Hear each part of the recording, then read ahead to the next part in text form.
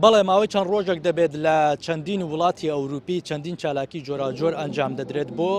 شەرمەزارکردن و سەرکۆنەکردنی پەیمانی لۆزان ئەو پەیمانەی کە 100 ساڵ لەمەوبەر بووە هۆی دەبەشکردنی کوردستانی گەورە بۆ زانیاری زیاتر دیارە لەسەبارەت بە ئەم خۆپیشاندانەی کە لێرە بەڕێوە دەچێت لە برۆکسلی پایتەختی بەلجیکایە لە بەردەم پەرلەمانی ئەوروپایە کە لێرە ناوەندی یاسادانان و جێبەجێکردنە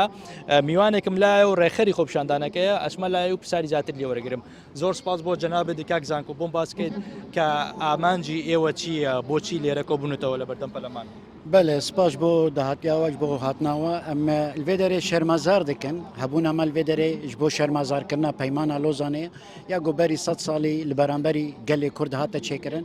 گەلێ کورتێ دە شەرمەزارکردن گەلێ کورد بێ مافکردن نەحەقیل گەلێ کوردکردن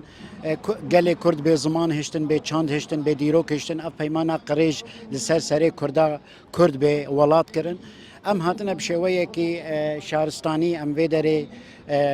شەرمەزاریە دەکەن ئەم خۆپێشاندانە شەرمەزاریە دەکەن دوێ پەیمانە قڕێژ. داواکاری ئێوە چییە بۆ پەرلەمانی ئەوروپا بۆ ئەندامانی پەرلەمانی ئەوروپا؟ بەێ مە پەیامێک نویساندیە پەیامەکە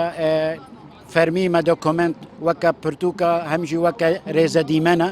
ئەم پێشکەشی وا دەکەن داگۆ ببینن ئەو خۆشی دزانن بێ چه هاتیە سەرێ کووردا لێش بۆگۆ ئەوژی بزانبن وایە ئەمژی خودیل کوردستانە خۆ دەردەکەبن و ئیرۆ ئەم لەڤرن ئەم دۆزا وڵاتی خۆ دکن پەیام ئەمەدا ینی پەیام ئەمەدا هەر تشت دیارە هەر تشتێک و ئەم دخوازن دیارە وەکە گەلێ کورد رێزە دیمەنجی هەیە دوێ رێزی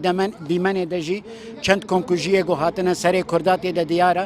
ئەمخوازن وێ رێزە دەمەنی بدنەوەژی بەرا ونژی خۆرە لێ ئەو ببن ونژی لێ تەماشا بکەن ینی بەڕاستی بەێ زۆ سپاس بۆ جەنابێت دەستان خۆش بێ سەرکەوتە بن سپاس گەلێک سپاس بۆ کاتی خۆ وەرگری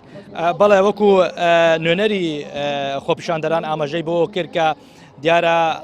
پەیامێکیان یاخود یاداشتێکان ئامادە کردووە ئاراستەی پەرلەمانی ئەوروپای دەکەن سەبارەت بە